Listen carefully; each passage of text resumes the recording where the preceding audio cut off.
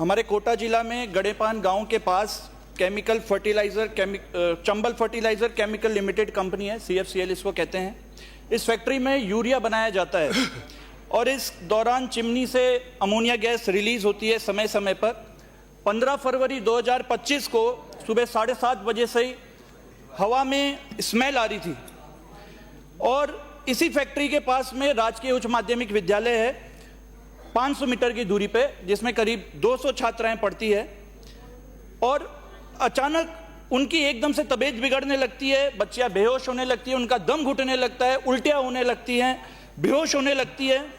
हालात इस कदर बन जाते हैं अध्यक्ष महोदय कि गांव वालों को फैक्ट्री में फोन करके बोलना पड़ता है कि बच्चियां बेहोश हो रही है, इस फैक्ट्री को आप जो गैस रिलीज हो रही है इसको बंद करोगे या नहीं, या मरने का इंतजार करोगे। 15 बच्चा सहित 18 अन्य लोगों की तबीयत बिगड़ी और कोटा भेजना पड़ा। 48 आवर्स की कड़ी निगरानी में डॉक्टर्स की ये मरीज वहां पे भर्ती रहे।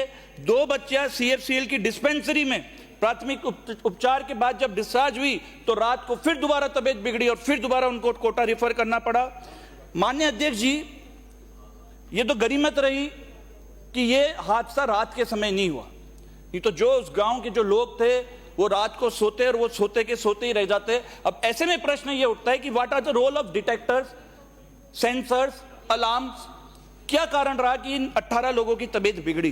प्रदूषण मंडल व फैक्ट्री बॉयलर विभाग नहीं मान रहा कि गैस लीक हुई है और दोनों ही विभागों की प्रारंभिक जांच रिपोर्ट के मुताबिक साइट पर कुछ भी असामान्य नहीं मिला।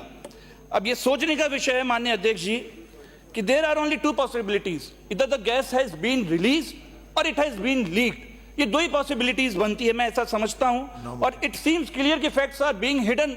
ऑनरेबल स्पीकर सर, हमें आपका संरक्षण चाहिए।